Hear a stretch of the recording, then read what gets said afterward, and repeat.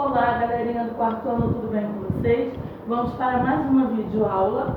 Hoje, dia 9 de junho de 2020. Vocês vão pegar para mim o livro de Geografia. Nós vamos ver sobre a hidrografia do Brasil, das páginas 40 até a página 44, ok? Então, primeiro, para relembrar o que é hidrografia. Hidrografia é o estudo dos tipos de água existentes no nosso país. Não só no nosso país, mas em todo o nosso planeta. Nós sabemos que o planeta ele é constituído, ele é formado por uma grande parte de água. Mas essa água, em sua maioria, ela é salgada. E nós sabemos que a água potável, a água boa para o nosso consumo, é a água doce. Então é necessário a gente ter a consciência que temos que preservar e manter a água, certo? Então vamos direto lá para o texto? Está assim, ó. Hidrografia é o estudo das águas de um determinado espaço, como as dos oceanos, dos mares, dos rios e dos lagos. Os oceanos e mares são grandes extensões de água salgada que contornam um continente. O que são continentes? Continentes são as partes de terra firme que existem no nosso planeta, onde nós vivemos e construímos as nossas moradias, construímos as coisas de nossa necessidade, até porque nós somos seres terrestres.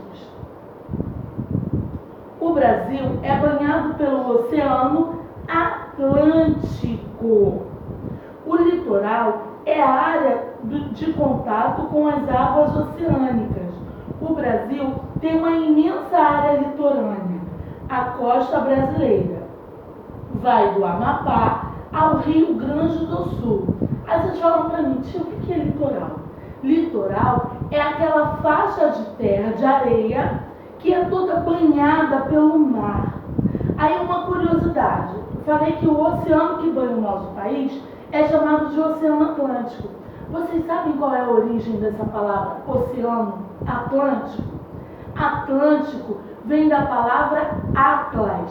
Atlas, ele era, isso segundo a mitologia grega, ele era filho do deus dos mares. Por isso, o oceano que banha o nosso país, ele foi chamado de Atlântico, por causa do nome Atlas, ok? Curiosidade, né? Isso é legal.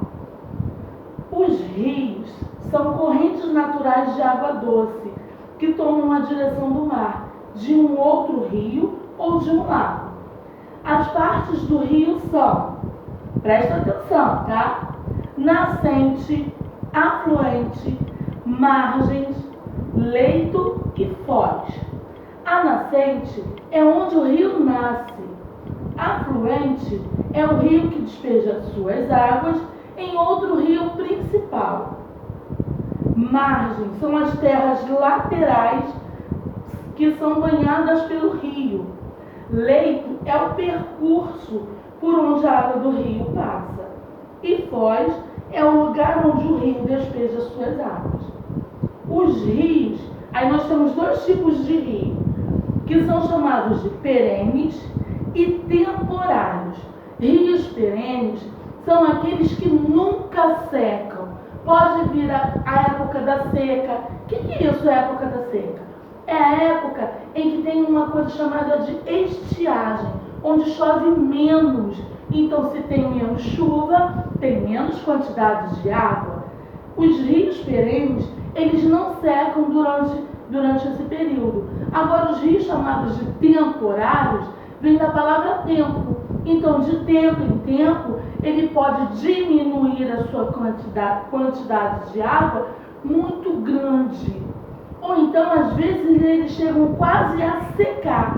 Mas depois, quando voltam as chuvas, o rio volta a encher novamente. Aí está assim, ó. Muitos desses rios nascem no interior do continente e desembocam no mar. Os rios que secam em determinadas épocas do ano são chamados de temporário, como eu falei. Em geral, esses rios nascem no interior do continente e lá mesmo desembocam. Ao conjunto de terras drenadas por um rio, chamamos de bacia hidrográfica. Nele ocorre a captação de água para um rio principal e seus afluentes.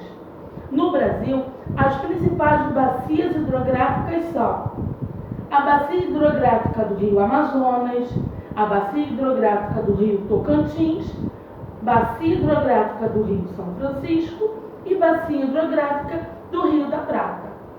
Além destas, são encontradas ainda as bacias costeiras ou secundárias, que são menores do que essas quatro. Por que a gente fala dessas quatro? Porque elas são as maiores e as mais conhecidas, certo? Página 41.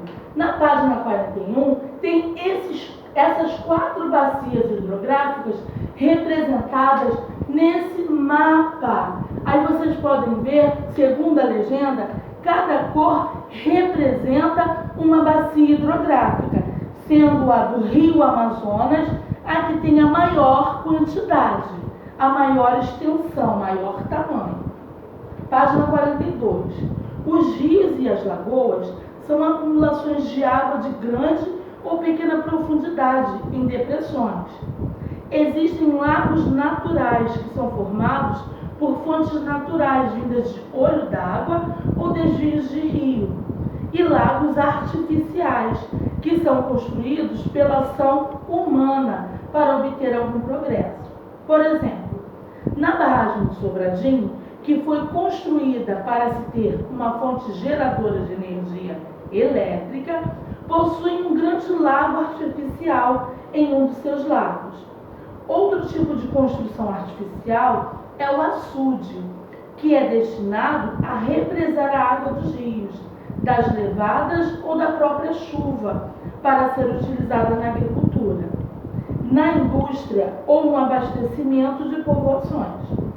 Também é possível encontrar água nos lençóis freáticos, que eu já tinha explicado a vocês, que os lençóis freáticos eles são formados com a água da chuva, que vai caindo e essa água ela vai descendo no solo argiloso e ela vai descendo até chegar no local e ali vai enchendo. Por isso acontecem os poços, onde a gente perfura e lá no fundo encontra água. As várias camadas do solo pelas quais a água passa a filtram. Dessa forma, a água dos lençóis freáticos é considerada potável. Água potável, o que é? É aquela própria para o consumo humano. Por isso, os lençóis freáticos são importantes e muitas vezes são a única forma de se obter água em um determinado local. A forma mais comum de se obter água do lençol freático é abrindo poço artesiano e construindo cisternas. Há uma preocupação constante com os lençóis freáticos, porque eles podem ser poluídos pelo uso incorreto de agrotóxicos na agricultura e pelos resíduos da mineração e de algumas atividades industriais, como eu já tinha falado antes. O uso excessivo de agrotóxico, ele pode poluir o solo, o ar e a água. Por quê? Porque aquele agrotóxico que é como se fosse um veneno para matar as pragas da vegetação, ele pode entrar em contato com a água que está caindo do céu em forma de chuva e ali ela entra, a água conforme ela vai descendo, ela já vai indo com todo esse agrotóxico que faz mal à nossa saúde. O desmatamento também é um problema, pois pode tornar extinto um lençol freático, visto que diminui a capacidade de infiltração do solo. Meus amores, agora cheguei a vocês respondendo as páginas 43 e 44 e eu já volto com a correção. Vamos lá, pessoal, número 1. Observe as características apresentadas abaixo, pesquise e escreva a resposta correta. Letra A. Parte do oceano que banha os continentes. Mar. B. Água própria para o consumo humano. É a água C, um lago pequeno, é uma lagoa. E letra D, corpo hídrico artificial, é um açude ou um lago artificial, onde são como se fossem cisternas, que as pessoas colocam, fazem como um espaço, onde vai captar água da chuva e vai encher. E essa água ela vai poder abastecer um povoado, vai poder servir para vegetação, para várias coisas, certo? Número 2. Complete as frases utilizando o grupo de palavras do quadro. Na letra A vai ficar assim: os rios e riachos são correntes de água que vão em direção ao mar ou a outro rio. Letra B. Os oceanos e mares são grandes extensões de água salgada que contornam os continentes. O Brasil é banhado pelo Oceano Atlântico. Número 3. Observe as fotos a seguir e identifique os objetos de estudo da hidrografia que estão sendo representados. Primeiro, mar. Segundo, rio. Terceiro, lago. E quarto, oceano. Página 44. Número 4. Observe a ilustração e localize as partes de um rio, escrevendo o nome de cada um no lugar correto.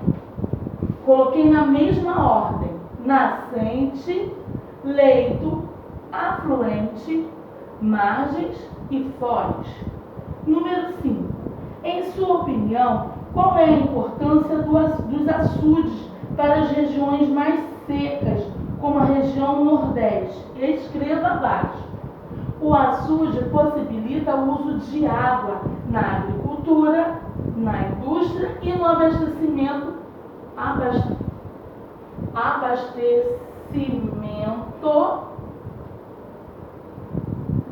de povoações. Número 6. Observe a tabela abaixo e encontre a resposta de acordo com os códigos. Letra A. Os rios que nunca secam são chamados de perenes. B. Os rios que secam em determinados períodos são chamados de temporários. Número 7. Pesquise e responda. A hora que eu já coloquei aqui, eu já tinha até falado. Letra A. Qual é a origem do nome do Oceano Atlântico? Aqui, ó. O nome de Atlas, filho de Netuno, o deus dos mares. Letra B. Qual é a maior bacia hidrográfica do planeta, do mundo inteiro? É a bacia do rio Amazonas. Letra C. Qual é o principal rio da bacia hidrográfica do Rio São Francisco? É o Rio São Francisco. E letra D. Como também é conhecido o Rio São Francisco? Conhecido como Velho Chico, que teve até uma novela com esse nome. E teve até aquela tragédia que vitimou um ator da novela, que ele foi nadar nesse rio, no Velho Chico, e terminou se afogando. Então, meus amores, a nossa videoaula está chegando ao fim.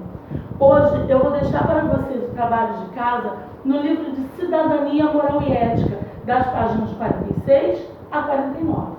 Até a próxima e ó, beijo!